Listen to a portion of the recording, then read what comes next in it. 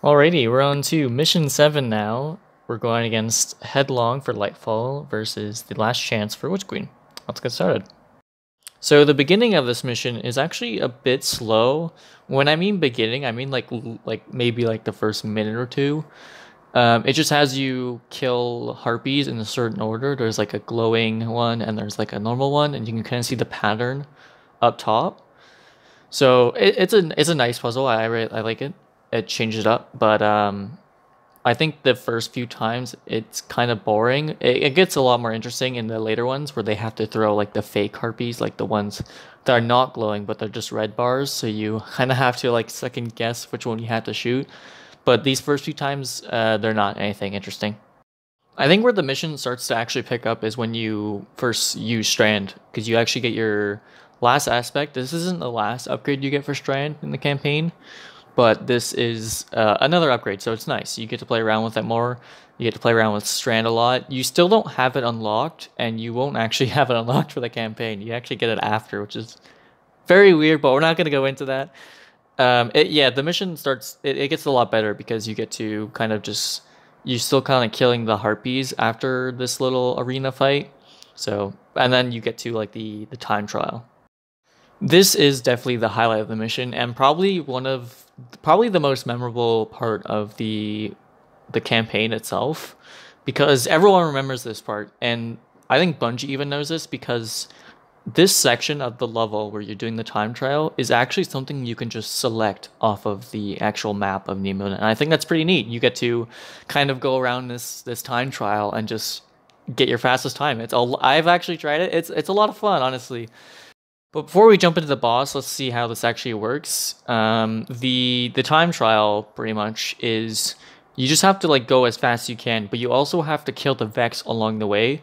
So instead of just like speed running like the content, like you just select a strike or something and you just speed run it, you actually have to kill the Vex here, and it's actually a lot of fun to do because you're also in the Vex network, which is probably like the best location to do this, honestly. I can't see any other. It's also nice to have something different than there's the Amuna.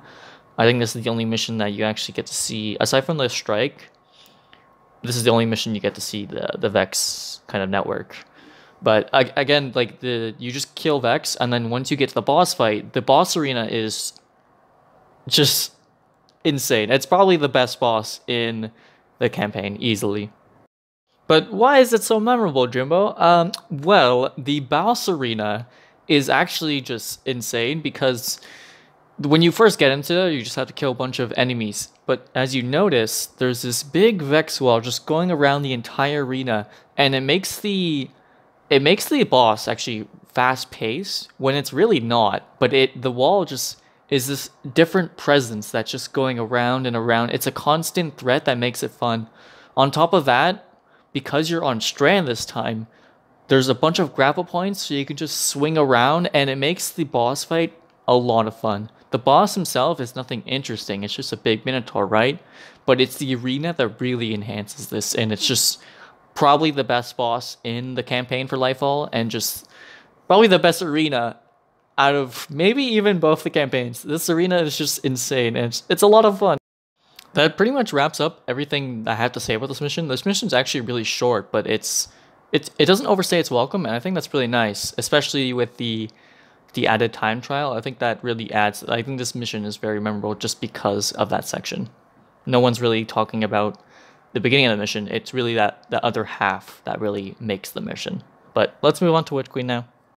Now on to Last Chance. Most of the beginning of this level is just you killing a few ads and then using deep sight to platform up. There's also this little mechanic in like the beginning of the level where you have to kill a sword bearer and like get rid of the gunk. That is pretty much like the beginning of the level until you get to, I think the bridge part is where you get first. Now I don't mean to skip over like the half of the mission, but like the first half of the mission is, there's nothing bad about it, but there's nothing really to note about it, so I'm not gonna waste your time just talking about it. It's kind of just repeating the stuff. It's nothing bad. The gameplay is solid. There's a Lucent Hive hunter, I think, that shows up. There's nothing bad about it. I just want to get to the stuff that's actually worth mentioning rather than go over a bunch of stuff that's just gonna make the video longer and waste you guys' time. But back to the bridge.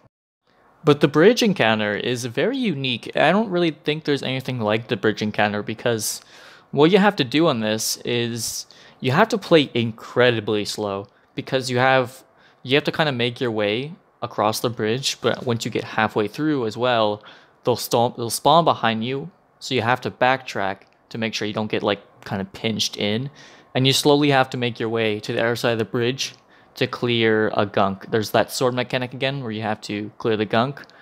And then once you do that, you get to fight on like this kind of in the middle of the bridge. Now you finally made it to the middle and you get to kill like this wizard. The bridge is like incredibly fun because it's so different from anything in these two campaigns that it's very unique to what this mission has to offer.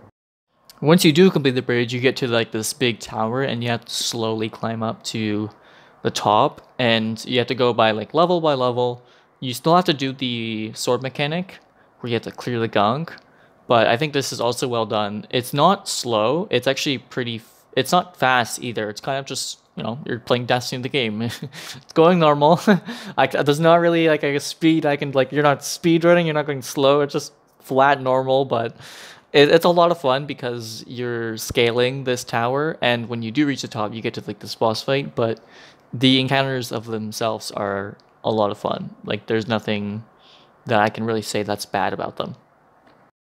But you finally arrive at the top of the tower, and this is where you'll fight the final boss of the level.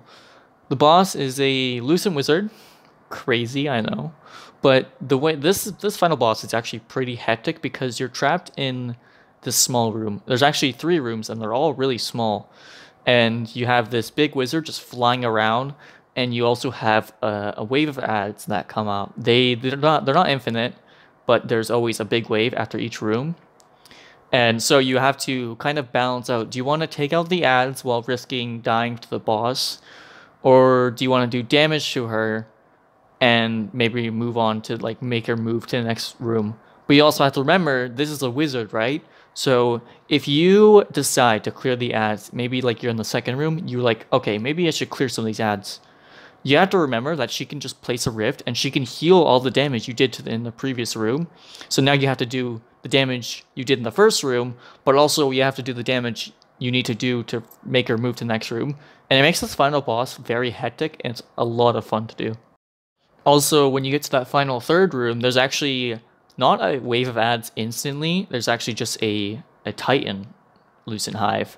And this guy will put a lot of pressure on you, and this is another moment where you have to kill him fast, or this wizard's just going to place a rift and heal like a lot of her health back.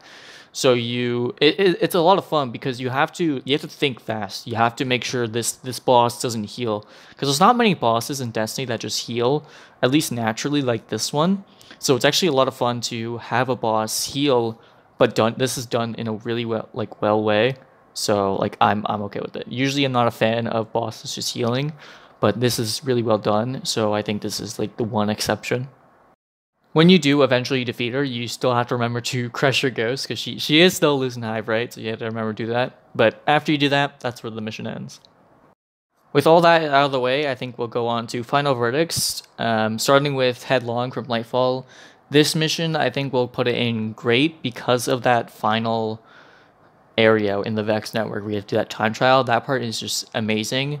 And I think the beginning of the mission is pretty slow, but once you get to that second aspect part, that's where the mission starts to pick up. So I think it kind of lifts it up back to great. And I think the final bit of it really helps it out a lot. Moving on to the Witch Queen one, I think this also goes in great. I think the bridge, the tower, and the boss fight alone are like really, really good for this mission. The kind of the beginning is not bad, it's just kind of solid, right? There's nothing bad about it, it's just good. But I think the 3 aspects I just mentioned are what really make this mission stand out, and I think this really deserves great because of that. That concludes this video. We only have one more mission to do, and then this series is done. This has been honestly a lot of fun to do, so look forward to that. That'll should be out in the next few days. Talk to you guys soon. Have a good one.